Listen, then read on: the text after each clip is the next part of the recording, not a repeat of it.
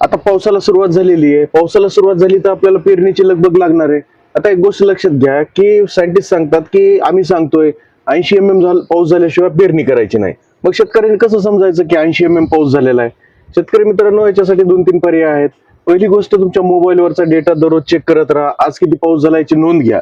आणि ज्यावेळेस तुम्हाला समजेल की आता 8-10 दिवसामध्ये, 2 दिवसामध्ये, 3 दिवसामध्ये 80 mm पाऊस झालाय, त्यावेळेस तुम्ही पेरणीला सुरुवात करा. समजा आपल्याला मोबाईल कळत नाही, मग आपण गावरान पद्धतीने कसं समजून घ्यायचंय? तर याच्यासाठी दुसरी पद्धत आहे की तुमच्या घरामध्ये जे खराब झालेली बकेट आहे, ती बकेट घ्या, त्याचा वरचा काठ कापून टाकायचा. वरचा जो गोल काठ असतो तो कापायचा. तो कापल्यानंतर त्याला पावसामध्ये ठेवा. ज्या ज्या दिवशी पाऊस आहे त्या दिवशी त्याला पावसामध्ये ठेवायचा आहे. पाऊस पडल्यानंतर एवढं लक्षात घ्या की तिचा जे खालचं काठ आहे तो पण एकदम सपाट असला पाहिजे. त्याच्यामध्ये पाऊस पडू द्या. पाऊस पडल्यानंतर तुमच्याकडे पट्टी असते, पट्टी त्याच्यामध्ये डुबवा. जितकं पाणी साठलेलं आहे त्याची नोंद घ्या. समजा आजचा पाऊस पडलाय, आज तुमचं 4 सेंटीमीटर पाणी साठलं, तर 4 सेंटीमीटर पाणी साठलं म्हणजे 40 पाऊस झालाय. असंच प्रत्येक पावसाच्या दिवशी तुम्ही ती बकेट ठेवा आणि पट्टीच्या सहाय्यानं त्याचं मोजमाप करा.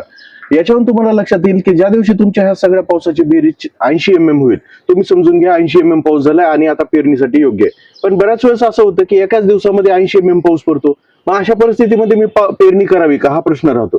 तर अशा परिस्थितीमध्ये जर तुम्ही 80 जरी एका दिवसामध्ये पाऊस झाला असेल, तरी याच्यामध्ये पाऊस मुरण्याचं प्रमाण कमी असतं, पावसाचं पाणी जास्त वाहून जातं.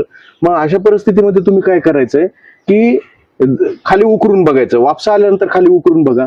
जोपर्यंत तुमची ओल 15 ते 20 सेंटीमीटर पर्यंत खोल जात नाही, तोपर्यंत तुम्ही पेरणी करू नका. आणि ही एक शेवटची गोष्ट लक्षात घ्या, 80 पाऊस पडणं म्हणजे ओल 15 ते 20 सेंटीमीटर खोल जाणं. जर तुमच्या जमिनीमध्ये पाण्याची ओल ही 15 ते 20 सेंटीमीटर खोलीपर्यंत गेली असेल तरच तुम्ही पेरणी करा आणि अशा पद्धतीनं तुमच्या पिकाचं नियोजन करा. धन्यवाद.